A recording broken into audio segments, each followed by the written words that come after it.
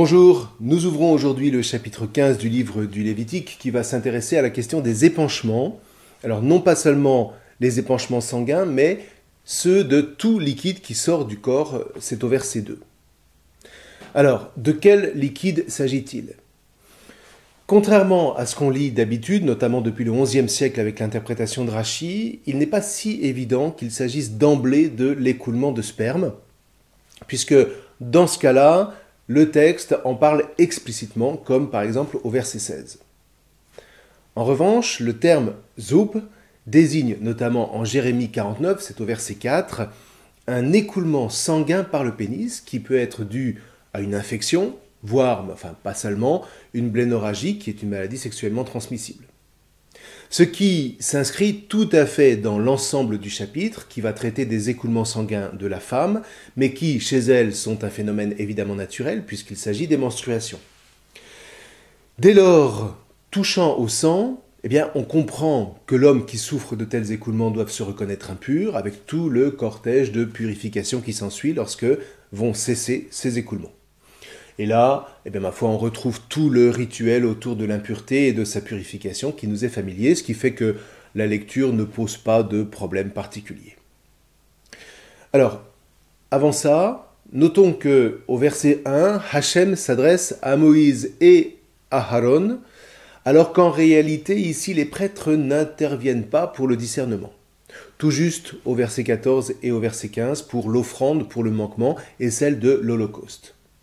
En revanche, il y a un enseignement spécifique à livrer que cible particulièrement l'expression qui est unique en son genre.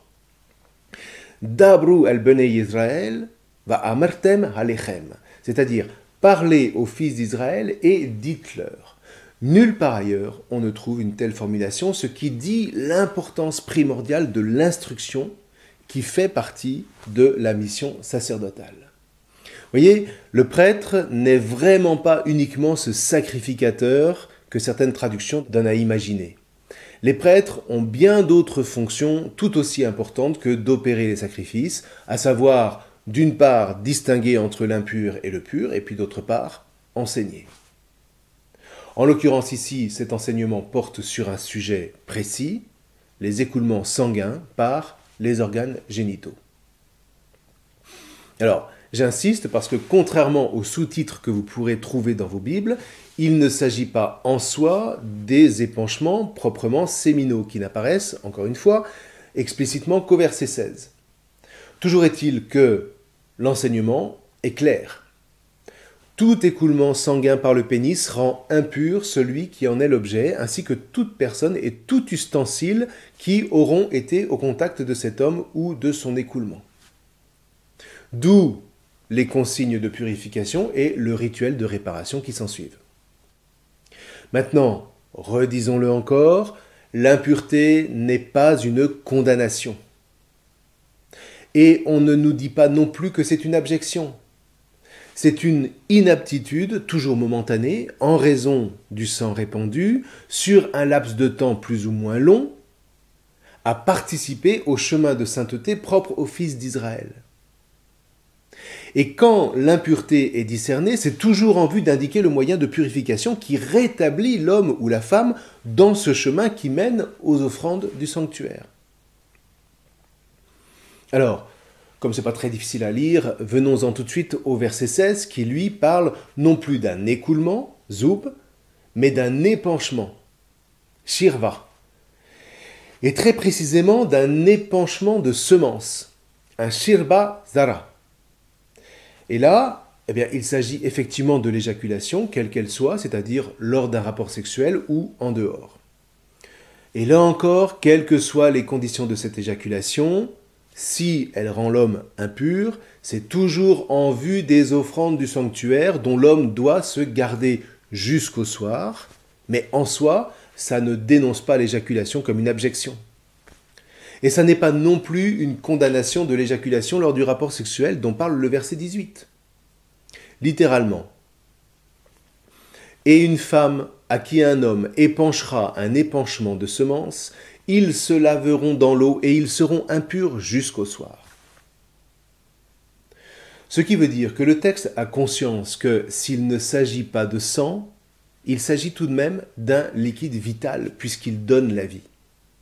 Qu'est-ce que vous voulez, nos anciens n'étaient pas débiles, et même sans en connaître tous les aspects biologiques, ils savaient bien faire le rapprochement entre l'éjaculation et la naissance qui pouvait s'ensuivre.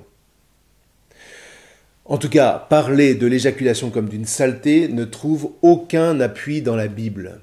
Ça, on le doit aux stoïciens, et en particulier à l'un de ses plus grands porte-parole qu'est Marc Aurèle, l'empereur, qui fait de l'éjaculation une description absolument charmante, un peu de morve avec un certain spasme. Voilà, c'est dans les Pensées pour moi-même au livre 6. Ceci pour dire simplement que lorsque Jean-Paul II donne son enseignement sur la beauté de la sexualité, il est complètement dans le droit fil de la conception biblique et contribue à nous libérer de la pensée stoïcienne qui, elle, tout en ne manquant pas d'une certaine noblesse morale, est quand même proprement castratrice. Encore une fois, d'après le Lévitique, s'il y a impureté, ça n'est pas parce qu'il s'agirait d'un acte abject, mais parce qu'il s'agit d'un fluide vital qui, au même titre que le sang, fait que l'homme touche à la sphère réservée au divin. Donc, dans ce moment particulier, s'il en est, qu'est l'union de l'homme avec la femme, il y a, nous dit-on, un mélange entre cette sphère divine et la sphère de la création. Mélange qui demande une purification avant de pouvoir faire approcher des offrandes dans le sanctuaire. Reste que, et c'est là tout le paradoxe, par cette part de divin inscrite dans l'acte sexuel, l'impureté qui s'ensuit révèle la grandeur de l'acte conjugal puisqu'il touche au divin, puisqu'il le frôle dans une sorte d'extase dans laquelle le couple ne sait pas demeurer mais qui est tout de même comme tangentielle à l'éternité. D'ailleurs, est-ce qu'on ne parle pas de l'orgasme comme d'une petite mort ? Alors vous me direz, mais pourquoi, si c'est si grand, la Torah dit que c'est un acte impur ? Sauf que la Bible ne dit pas que l'acte est impur. Il dit qu'il y a quelque chose dans cet acte qui relève à la fois de l'ordre de la vie et de l'ordre de la mort, qui sont deux mouvements contradictoires.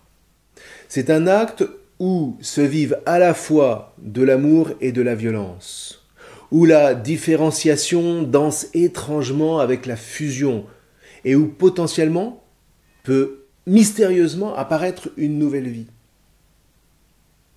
Vous voyez, tout ça nage imperceptiblement entre l'humain et le divin.